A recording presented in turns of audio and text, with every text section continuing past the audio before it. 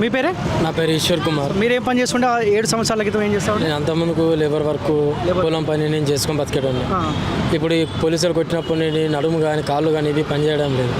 రోజు రోజు కొట్టిన దెబ్బలకు వీక్ అయిపోతున్నాం. ప్రతి ఒక్కరూ అంతే ఉన్నాం. అందరి పరిస్థితి మరీ హీనంగా ఉంది.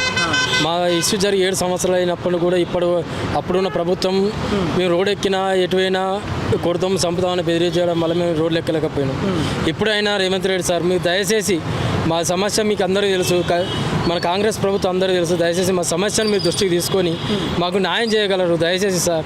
మా పరిస్థితి ఎంత హీనంగా ఉందో అది మాకు మాత్రమే తెలుసు సార్. మేము పడుతున్న బాధ ఇంత అంత కాదు సార్. మా కుటుంబాన్ని పోషించుకోలేని స్థితిలో ఉన్నాం.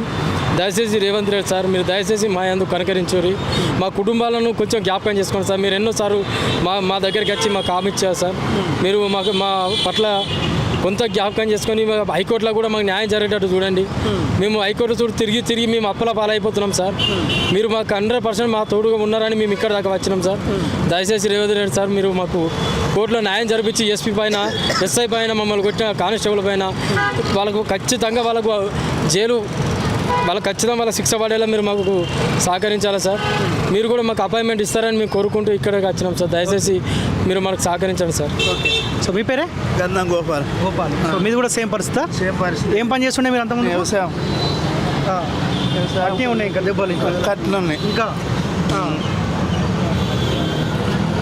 ఎస్సు కొట్టింది అప్పటి దెబ్బనే అది? అప్పటి దెబ్బనే బూట్లతో నలిసారు.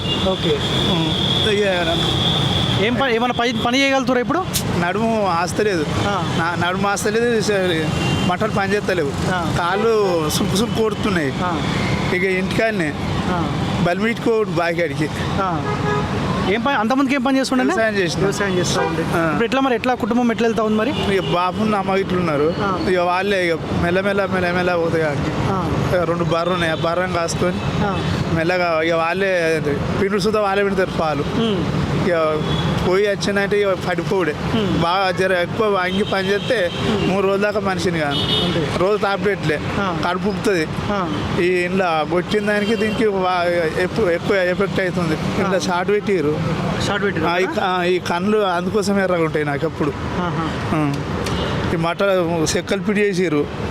బాగా ఇష్టం ఆడుకున్నారు 5 రోజులు. ఓకే. సో ఇప్పుడు ఏం వేడుకుంటున్నావే?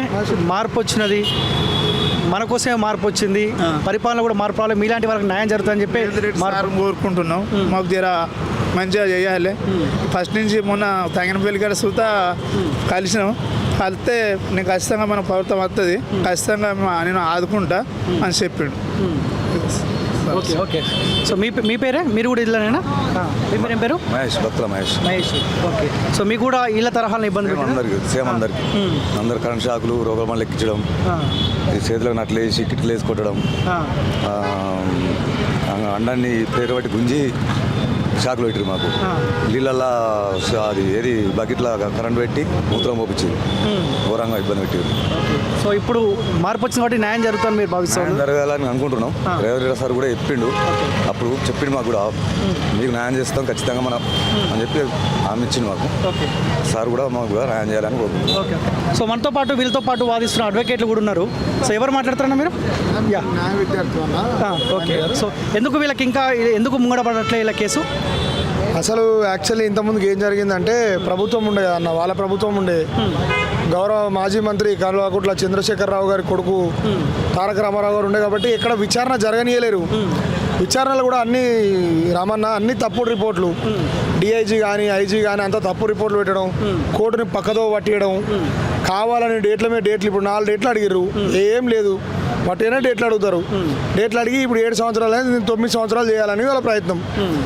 మేము ఇంతకుముందు కూడా రేవంత్ అన్నని కానీ మన పొన్నమన్నని కానీ బట్టనని కానీ మేము కలిసినప్పుడు నేను హరీష్ మేమందరం మాట్లాడితే ప్రభుత్వం మారితే సాయం చేద్దాం అన్నట్టు చెప్పారు వాళ్ళు.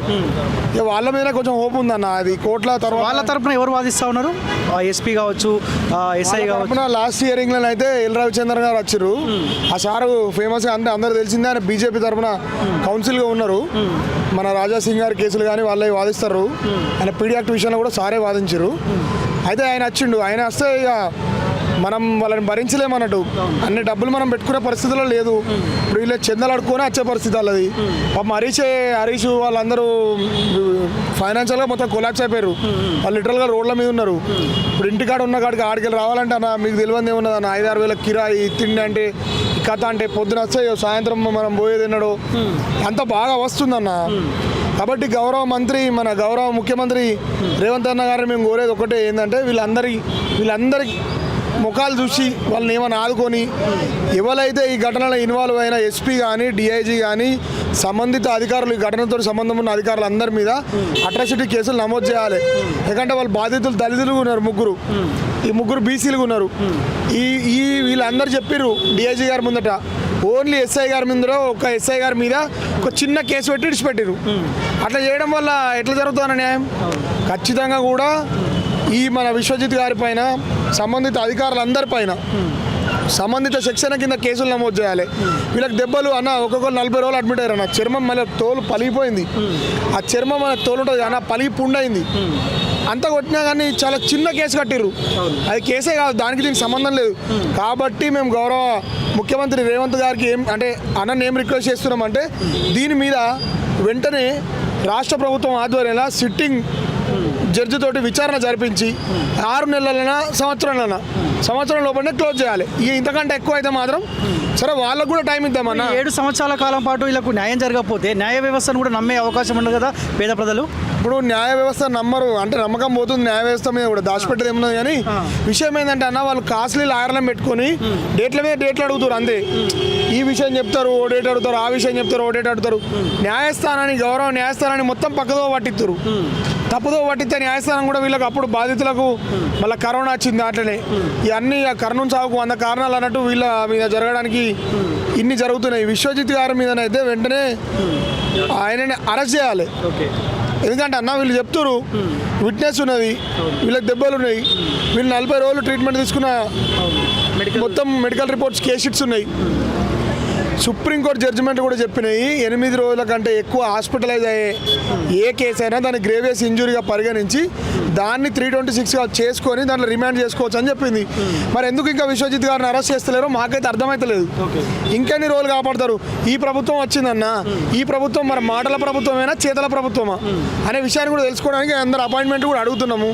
వాళ్ళు స్పందించి అపాయింట్మెంట్ ఇచ్చి ఈ ఘటన మీద విచారణ జరిపించి విశ్వజిత్ గారిని, డిఐజీ రవివర్మ గారిని వాళ్ళందరినీ జైల్లో పెడితే న్యాయం గెలిచినట్టు. లేకపోతే మాత్రం మా పోరాటాన్ని మళ్ళీ ఈ ప్రభుత్వం మీద కూడా కంటిన్యూ చేస్తామని కాళోజీ టీవీ సాక్షిగా తెలియజేస్తున్నాం. థ్యాంక్ యూ అన్న. సో ఇది మొత్తానికి ధైర్యంగా కొట్టాడన్న మార్పు అయితే వచ్చినది. మీకు న్యాయం చేయాల్సిన బాధ్యత ఈ ముఖ్యమంత్రి పైన ఉన్నది. ఏ ప్రజాభవన్ అని చెప్పుకుంటున్నాడు, ప్రజల మేలు కోసం అని చెప్పి గవర్నమెంట్ మాకు అవకాశం ఇచ్చని చెప్పి ఆయన చెప్తా ఉండో. సో ఆయన కూడా మీకు న్యాయం చేయకపోతే సో మీ గొంతుకై మాట్లాడే బాధ్యత కాళోజీ టీవీ తీసుకుంటుందన్న. మీకు కూడా తెలుసు మార్పు రావాలని చెప్పి మేము బలంగా కొట్లాడినాం. మార్పు వస్తేనే మన బతుకులు మారుతాయని మనం కొట్లాడినాం కదా. సో మీ బతుకులలో మార్పులు రాకపోతే, మీకు న్యాయం జరగకపోతే మేము దానికి బాధ్యత వహించాల్సిన అవసరం మా మీద ఉంది. ఖచ్చితంగా బాధ్యత మేము వహిస్తామన్న. ఎందుకంటే మీకు ఏ తరహాలో అయితే రాష్ట్ర ముఖ్యమంత్రి ఇబ్బంది పెట్టిండో, రాష్ట్ర ముఖ్యమంత్రి కుమారుడు కల్వకుట్ల తారక రామారావు మీకు ఇబ్బంది పెట్టిండో వాళ్ళ కుటుంబం ఇప్పుడు అనుభవిస్తూ ఉంది. మీరు 7 ఏళ్ల కాలం పాటు మీరు అనుభవిస్తూ ఉన్నారు కదా, వాళ్ళ కుటుంబానికి కొంత లేటు కావచ్చు. రాష్ట్ర మాజీ ముఖ్యమంత్రి యశోద హాస్పిటల్ ఆయన కూడా ఇబ్బందులు పడుతూ ఉండు. సో కొంత లేటు కావచ్చు కాక, కానీ ఆ కుటుంబం ఇబ్బంది పడుతూ ఉంది. మీకు కనుక న్యాయం చేయకపోతే సో మీ ఉసురు ఖచ్చితంగా పాలకులకు జరిగే అవకాశం ఉంటుందన్న. సో నేను కూడా రిక్వెస్ట్ చేస్తూ ఉన్నా, రాష్ట్ర ముఖ్యమంత్రి ప్రజా ముఖ్యమంత్రి అని చెప్పుకుంటా ఉన్నా రేవంత్ రెడ్డి గారికి రిక్వెస్ట్ చేస్తూ ఉన్నా, దయచేసి ఈ వీడియో చూసిన తర్వాత వీళ్ళతో ఒక భేటీ అవ్వు, 1 గంట టైం ఇవ్వు, వీళ్ళతో మాట్లాడు, వీళ్ళ ఆవేదన, వీళ్ళ బాధ, ఈ 7 సంవత్సరాల కాలం పాటు ఈ కుటుంబాలు ఎంత ఇబ్బందులు పడ్డాయో మీ దృష్టికి తీసుకొచ్చే ప్రయత్నం చేస్తారు. మీరు కూడా న్యాయం చేయకపోతే సో ఖచ్చితంగా ఇలా పక్షాన నిలబడే బాధ్యత మేము తీసుకుంటాం. ఏ ప్రశ్నించే గొంతుకలైతే రాష్ట్ర ముఖ్యమంత్రి మాజీ ముఖ్యమంత్రి కల్వకుంట్ల చంద్రశేఖరరావుని రాజకీయంగా బొందబెట్టినామో, రేపొద్దుగాల వీళ్ళకు న్యాయం జరగకపోతే సో ఖచ్చితంగా ఈ గొంతుకల పక్షాన మా గొంతుకలు ఖచ్చితంగా నిలబడతాయి. సో ఖచ్చితంగా మీ పోరాటం కంటిన్యూ అన్న, ఖచ్చితంగా అండగా ఉంటాం. ఆయన గెలవండి, మేము కూడా వాళ్ళ దృష్టికి తీసుకెళ్లే ప్రయత్నం చేస్తాం. మీకు న్యాయం జరిగే వరకు మనం అందరం కలిసి కొట్లాడదాం అన్న. థ్యాంక్ యూ సో మచ్ అన్న. రైట్.